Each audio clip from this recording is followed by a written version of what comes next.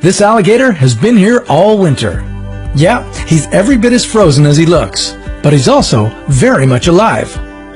When you've got no warm home to retreat to and no fur or feathers to protect you, sometimes you just gotta go with the flow. And for these animals, going with the flow means essentially freezing to death in the winter, then coming back to life in the spring. If you left a human outside all winter, we'd definitely freeze, but we sure wouldn't be coming back to life in the spring. These animals have found ways around the whole dying part of the process. Some carry antifreeze in their blood, some take advantage of dehydration, and some keep their noses above water and go for a long nap. Life on Earth always seems to find a way to adapt to Mother Nature's harshest environments. While we humans are always trying to change the world to suit ourselves, other species like to go at it the other way round. Take for instance the wood frog.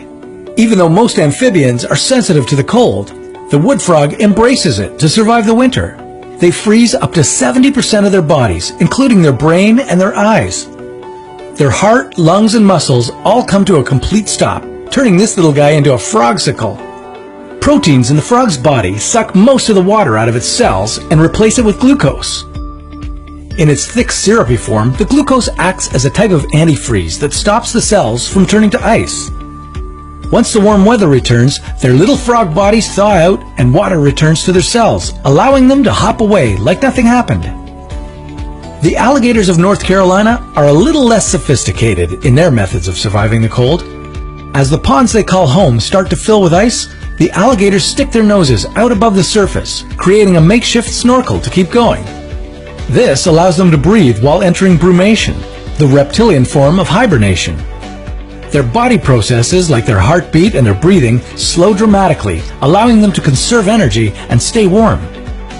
Then there are the painted turtle hatchlings, perhaps the coolest of the bunch.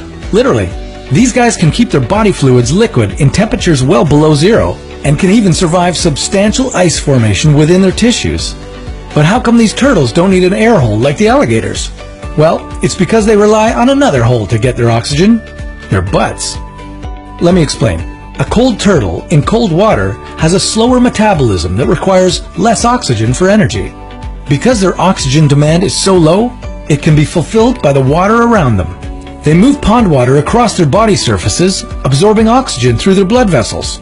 And what's the one area where they have a lot of blood vessels? You guessed it, their butt. The scientific term is called cloacal respiration.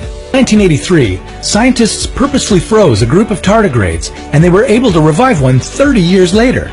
Not only was the revived specimen healthy, it was even able to produce offspring. Animals like these could teach us how to overcome extreme conditions of our own. If we can mimic their methods, we could use the process to cryogenically freeze ourselves and travel further into space, or freeze human organs for transplantation.